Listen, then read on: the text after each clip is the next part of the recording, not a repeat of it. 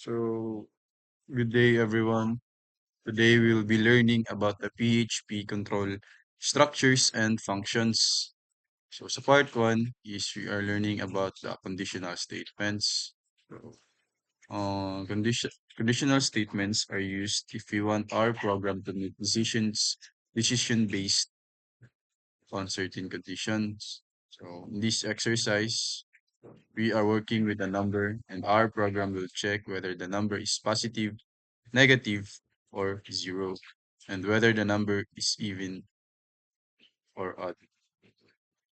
So this helps us understand how if and else statements work in PHP.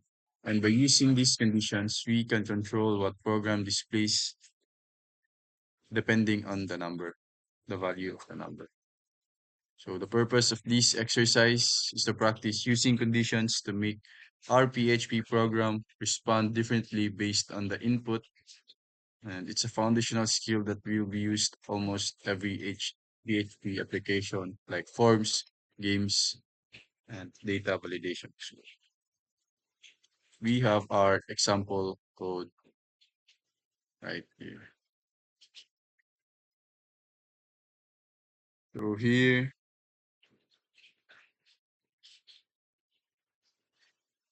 So here is our part one sample. It's lab conditions.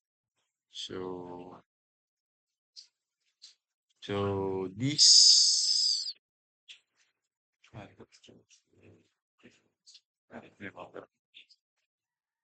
so this line this line declares a variable called uh, number and assigns the value to 7. Then step 2, so this this part is the unconditional statement that checks the value of the number, and if the number is less than is greater than 0, so if it's true it prints positive, then breaks the line. Else if the number is less than 0, so if the number is less than 0, so if true it prints negative. Then kaning VR is ano na HTML line break. So each output shows on a new line in the browser. So later I'll be showing the output on the browser. So step 3. So this part checks if the number is even odd or the number is the number even odd. Then there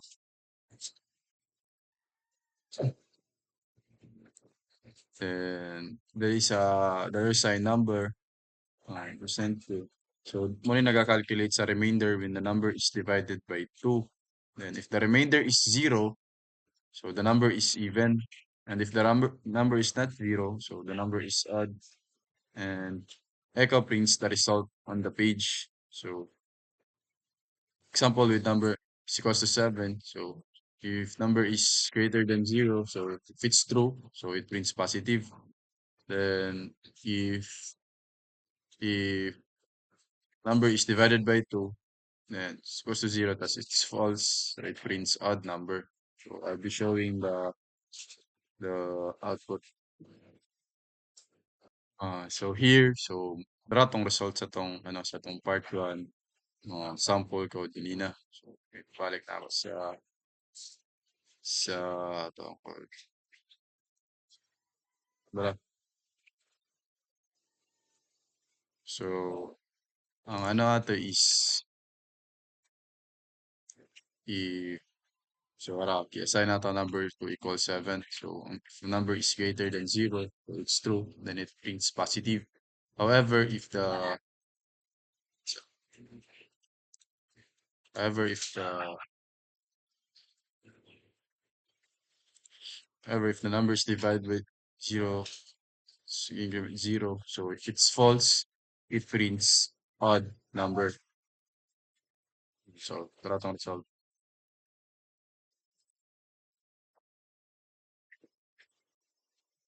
So here's part 2 is we were we are implementing for loop.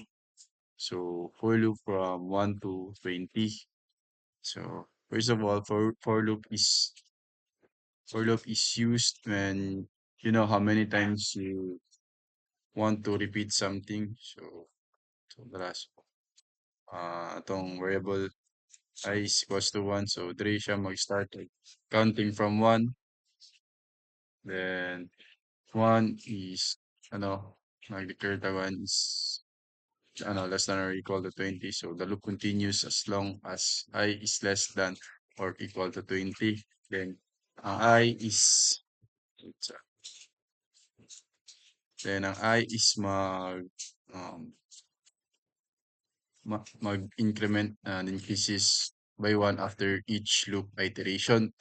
So echo I prints the number followed by space. It's ah, so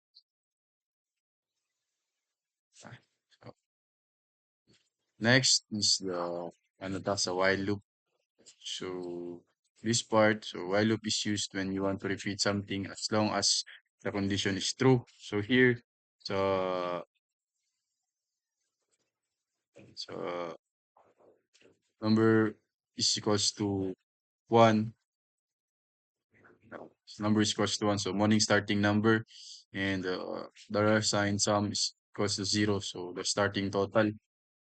So while number is ano less than or equal to 10. So taga-keep siya loop while number is 10 or less. Then sum is equals to number. So nag-add siya current number to sum. So here mag-increase ang number. So here sa part 2 is we were we are implementing for loop.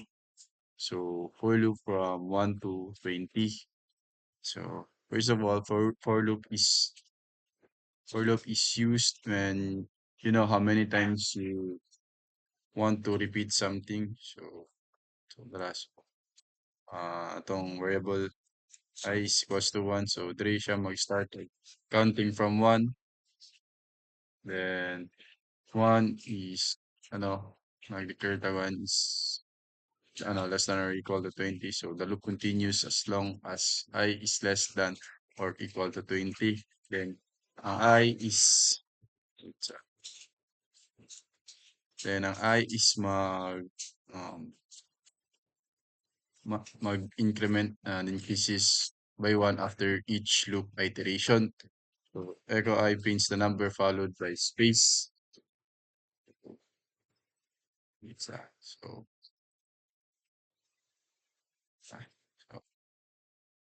next is the ano ta sa while loop. So this part, so while loop is used when you want to repeat something as long as the condition is true. So here, so so number is equals to 1. No, number is equals to 1. So morning starting number and the sign sum is equals to 0. So the starting total. So while number is ano less than or equal to 10. So taga-keep siya loop while number is 10 or less. Then sum is equals to number. So nag-add siya current number to sum. So here mag-increase ang number. So here sa part 2 is so next is mo proceed na ta sa functions. So itong first function diri is greet user name. So when naga-define, so when defines a function called greet user that takes one parameter. So the name, dollar sign name. Then and ang kani ay ko hello name. So mo gina-print a greet no, ang greeting using the value passed to the function. Then greet user James. This part calls the function and passes the value James as the value of name. So parehas ra sa Anna and Mark. So gina-pass po siya. So the function prints three greetings.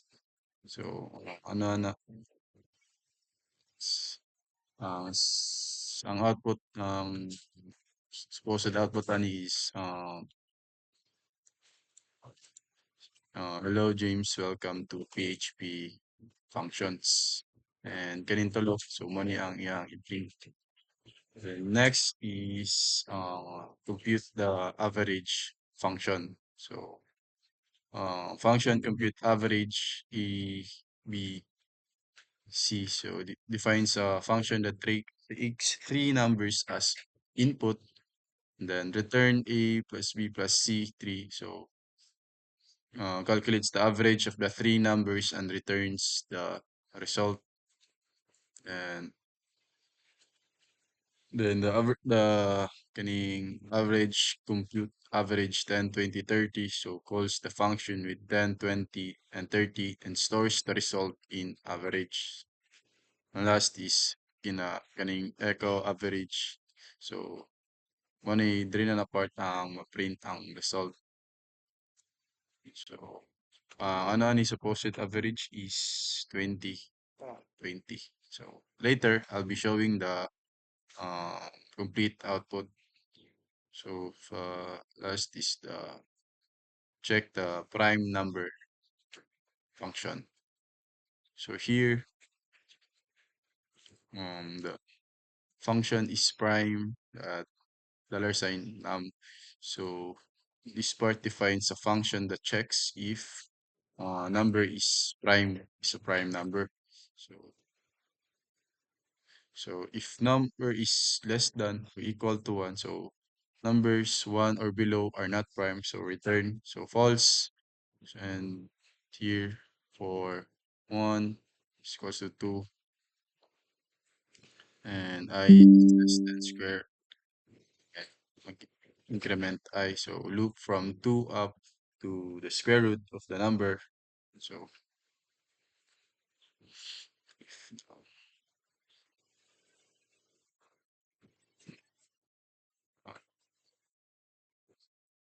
0, so if this part, so if the number is divisible by ano I, so it is not a prime number, so return false, then return true. So if no divisors were found, so the number is prime. And lastly, the number is equal assigns to 7, so assigns 7 to check.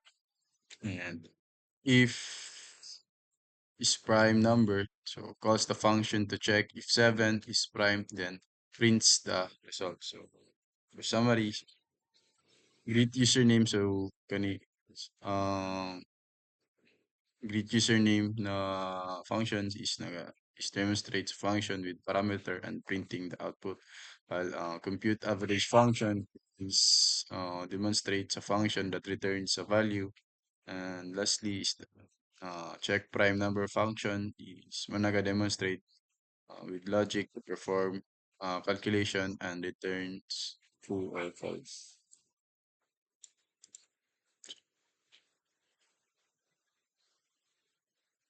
Next is the lab functions. So here, so main part to sa to uh, ay wait sa ipakita sana ako ang output sa ating part 1. So mata ni.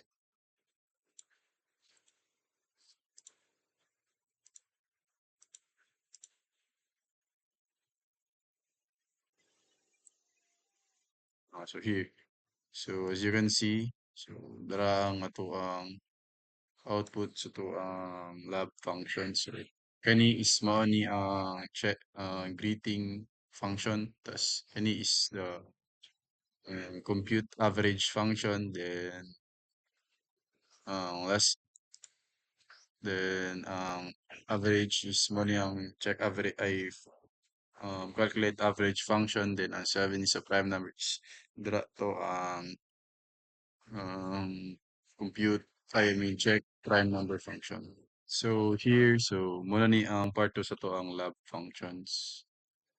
So,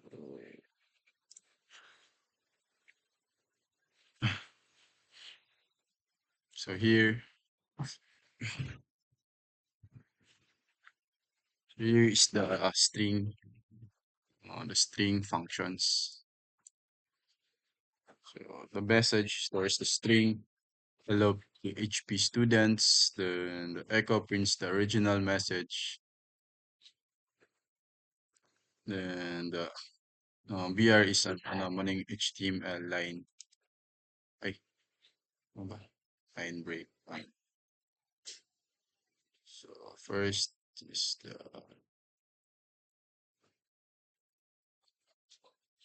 oh yes.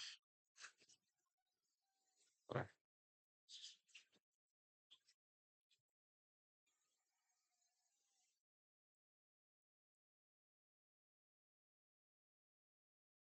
So here, so kani Sterling message, so mo naga-return sa length of the string and the number of characteristics including the spaces and the punctuation.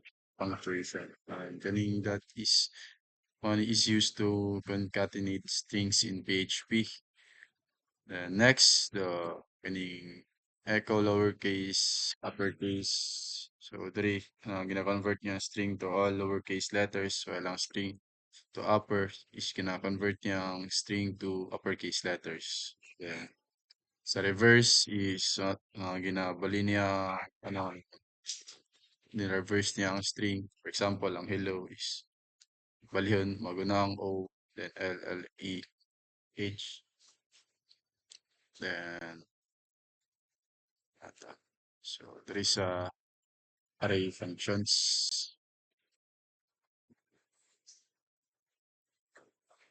Okay, pwede.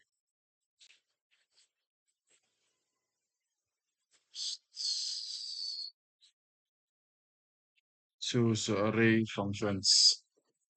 So there is array functions. So fruits is an array of fruit names, then print are fruits. So it prints the array in readable format. Next is sort. So sort fruits is may nagasort sa array in ascending alphabetical order. And after sorting, fruits become apple, banana, mango, or orange. Then reversed array. So the array reverse fruits is may nag-create a new array with elements in reverse order. And reverse now has orange, mango, banana, and apple. And the echo number of fruits is count fruits is may return the number of elements in the array. And in this case, it returns 4. So I'll be showing the um, output.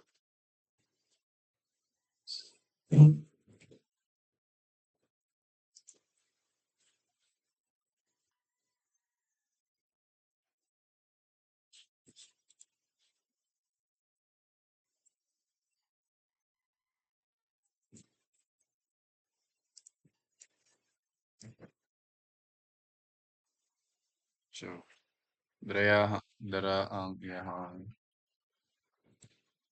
output.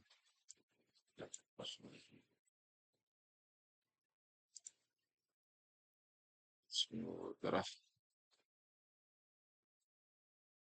So ano yung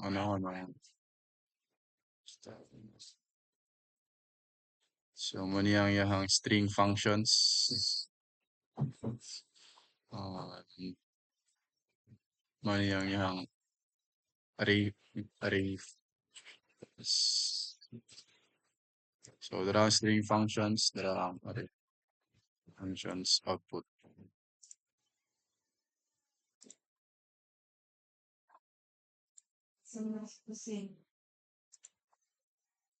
So now let's proceed to our last exercise, the lab integration.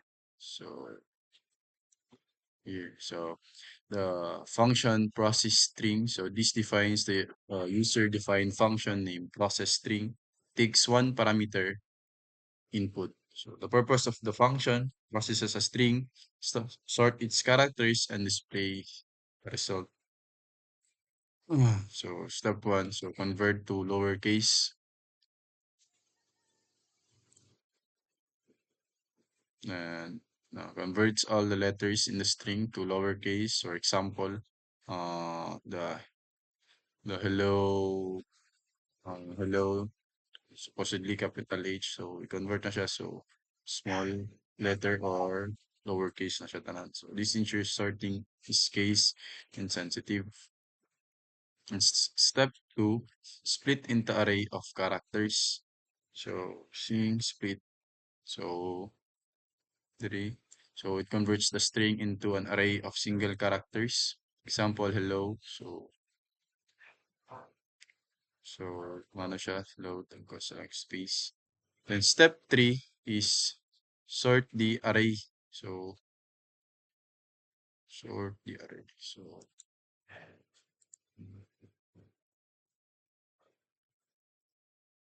here, so sorts the array alphabetically in ascending order. Then step 4, so print assorted characters. So later I'll be showing the sample output for this. Step 4 prints the original string first and uses a for each loop to go through each character in the sorted array and print it with a space.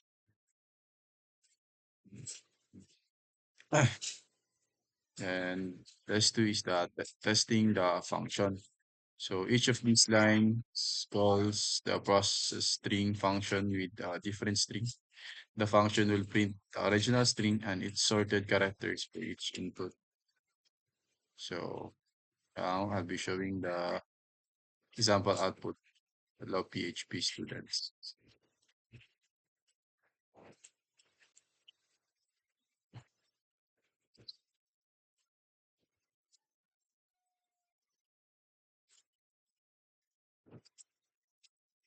So here is our integration output. So as you can see, it's as you can see the Tara convert to lowercase and shortcut characters. So,